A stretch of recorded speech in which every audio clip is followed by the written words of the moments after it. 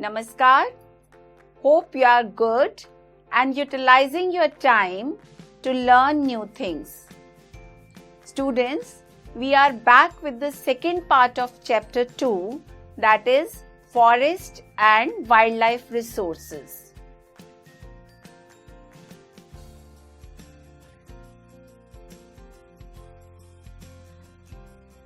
In part 1 of this chapter, we talked about biodiversity, flora and fauna, categories of plants and animal species, factors or causes of depletion of flora and fauna.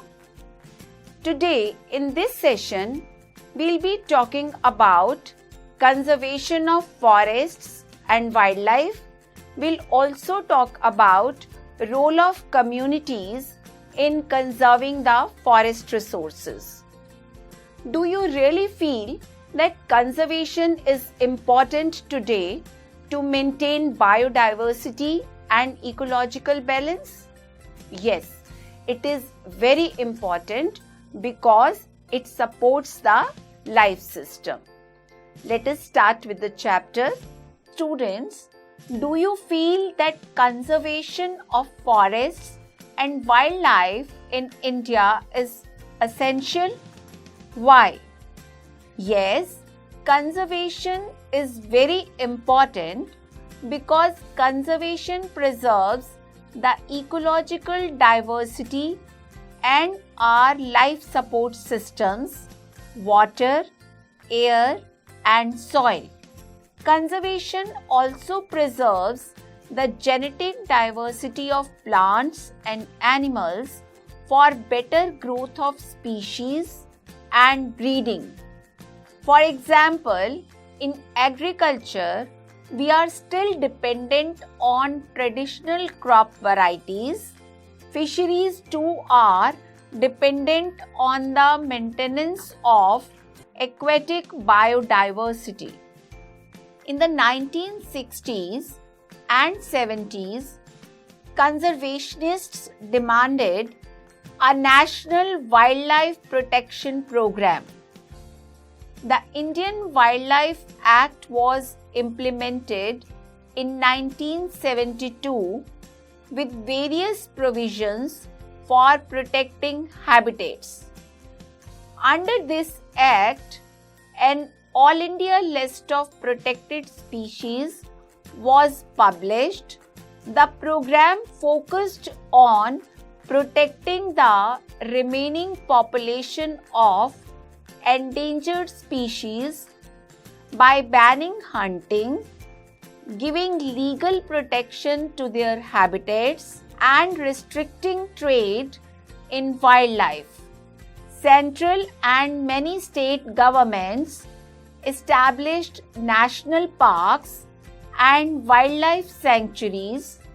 Several projects were announced by central government for protecting specific animals which are under grave threat.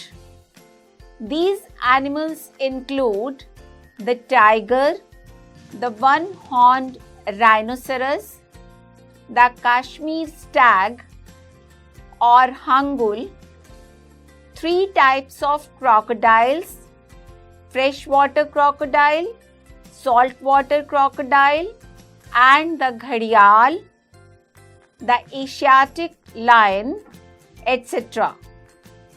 The Indian elephant, black buck or chinkara, the great Indian bustard, godawan, and the snow leopard, etc. And the snow leopard have been given full or partial legal protection against hunting and trade throughout India. Here, I would like to mention Project Tiger. Project Tiger is one of the well-publicized wildlife campaigns in the world, and it was launched in 1973. Tiger is one of the key wildlife species in the faunal web. In 1973, the authorities realized tiger population has come down to 1,827 from an estimated 55,000 at the turn of the century. The major threats to tiger population are poaching for trade, depletion of prey-based species, shrinking habitat, growing human population, etc.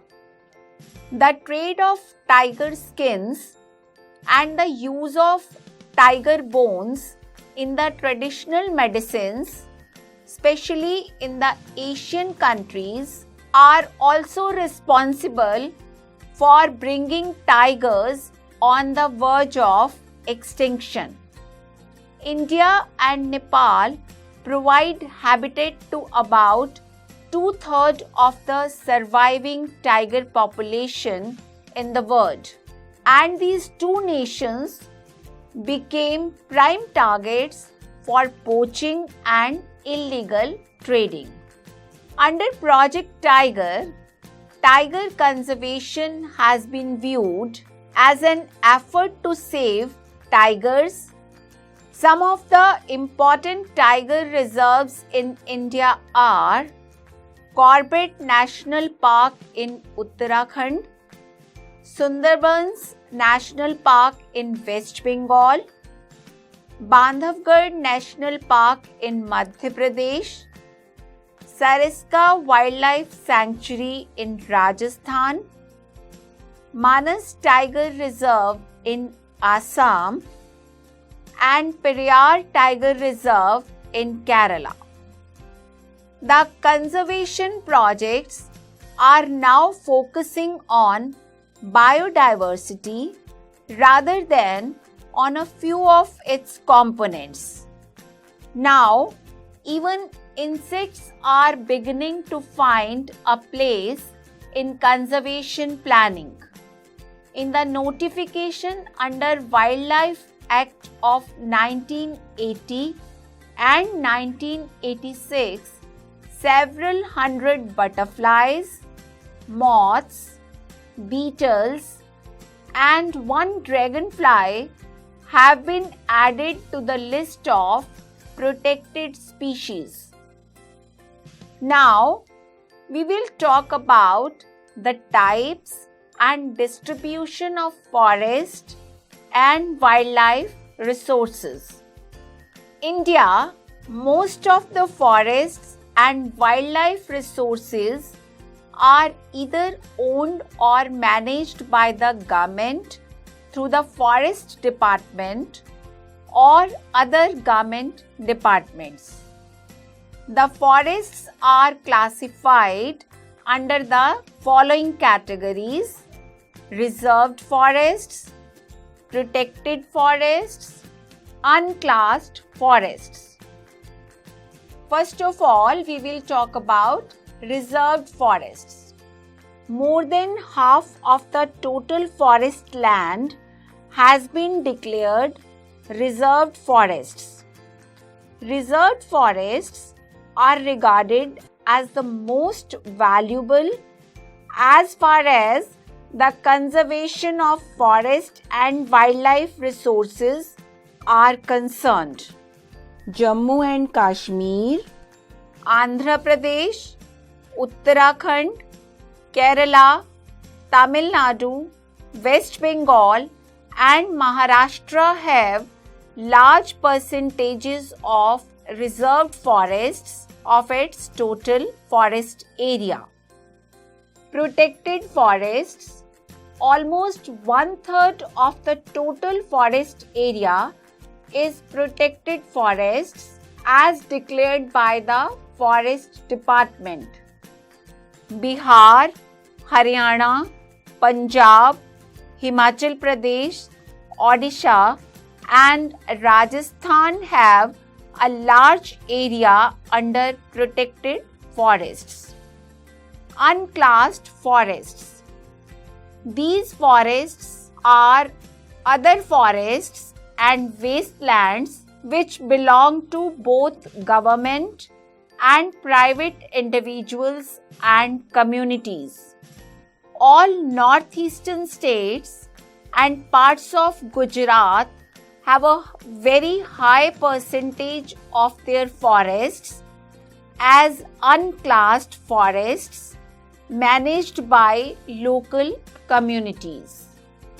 Reserved and protected forests are also referred to as permanent forest estates maintained for the purpose of producing timber and other forest produce. Madhya Pradesh has the largest area under permanent forests, constituting 75% of its total forest area. Now, let us talk about the role of community and conservation. Forests in India are also home to some of the traditional communities. In some areas of India, local communities are struggling to conserve these habitats along with government officials, as they feel that only conservation will secure their long-term livelihood. In Sariska Tiger Reserve, Rajasthan, villagers have fought against mining by citing the Wildlife Protection Act. In many areas, villagers are protecting habitats and rejecting government involvement. In the Alwar district of Rajasthan, the inhabitants of 5 villages have declared 1200 hectares of forests as the Bhairodev Dakar Sanctuary. They have declared their own set of rules and regulations in this area, and they do not allow hunting in this area. They are also protecting the wildlife against outside encroachments. The famous Chipko movement in the Himalayas has successfully resisted deforestation in several areas. The movement has shown that community afforestation with local species can be very successful. Farmers and citizen groups like the Beej Bachao Andolan in Tehri and Navdanya have also successfully shown that adequate levels of diversified crop production without using synthetic chemicals is possible and economically viable. Do you know something about Joint Forest Management Program in India? This program is a good example for involving local communities in the management and restoration of degraded forests. The Joint Forest Management Program formally started in 1988 when the state of Odisha passed the first resolution for joint forest management. The joint forest management depends on the formation of local institutions that undertake protection activities mostly for degraded forest land, which is managed by Forest Department. In return, the members of these communities get benefits like non-timber forest produces and share in the timber harvested by successful protection. Also, the nature worship is an age-old tribal belief based on the fact that all creations of nature have to be protected. Such beliefs of Indians have preserved several virgin forests which are called sacred groves, that is, the forests of God and goddesses. These patches of forests, which have been declared as sacred groves, have been left untouched by the local people, and also the outer interference in these forests is banned. Certain societies worship a particular tree which they have preserved from time immemorial. The Mundas and the Santhal of Chota Nagpur region worship Mahua, Kadamba trees. Similarly, the tribals of Odisha and Bihar worship the tamarind and mango during weddings. You must have seen around you many people worship the banyan and peepal trees and consider them sacred trees. Did you know that there are some species of trees in India which are so rare that there are claims of having only a couple of them existing? Some of these endangered trees are Ilex khasiana, which is found in Shillong, Meghalaya, red sandalwood in Eastern Ghats, ebony in Karnataka, and musli in Tamil Nadu. According to scientists, 40% of insect species are likely to become extinct globally in the coming years. Till now we have done conservation of forests and wildlife in India, types and distribution of forests and wildlife resources, role of community in conservation. And now it's time for a joyful activity. The names of some places are being shown on your TV screen. The names are Manipur, Arunachal Pradesh, Andaman, Himachal Pradesh, Kashmir, Gangetic Plains, River Ganges. Now what we have to do?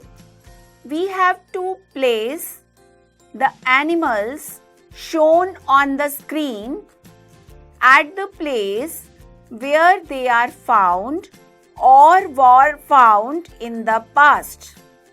Let us start.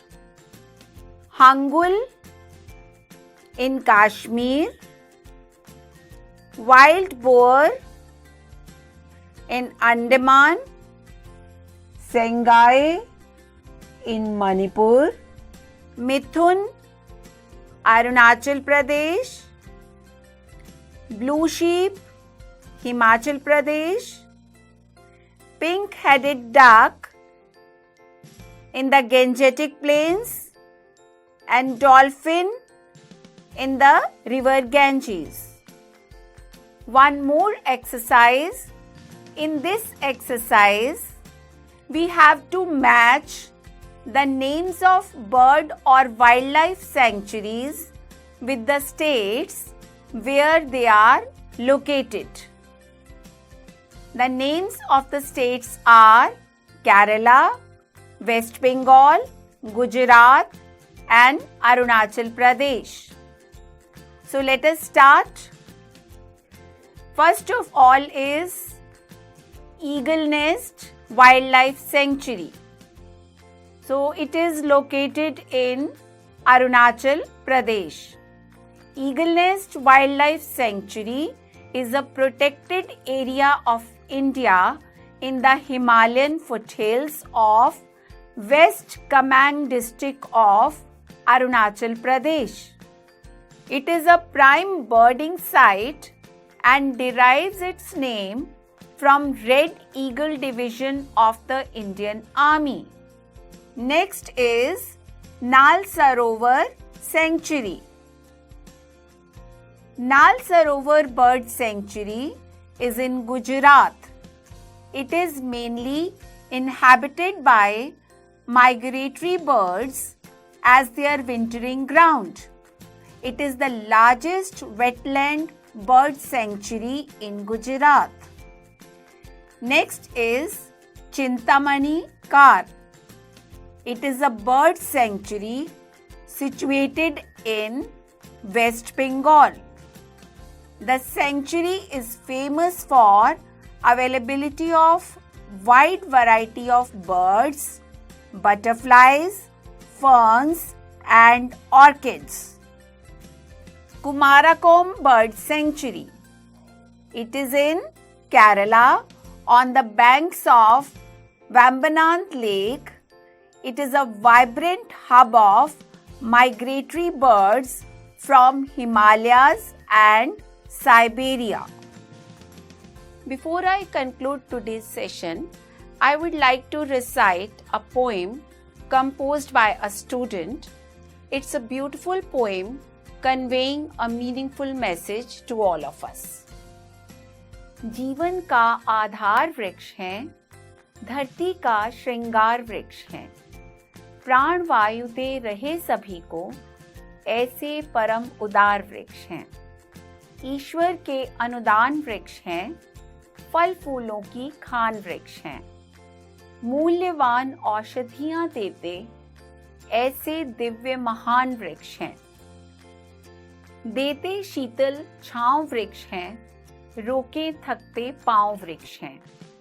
लाखों जीव बसेरा करते जैसे सुंदर गांव वृक्ष हैं। जीव जगत की भूख मिटाते ये सुंदर फलदार वृक्ष हैं। जीवन का आधार वृक्ष हैं, धरती का श्रृंगार वृक्ष हैं। That's all for today. Take care and stay happy. Namaskar.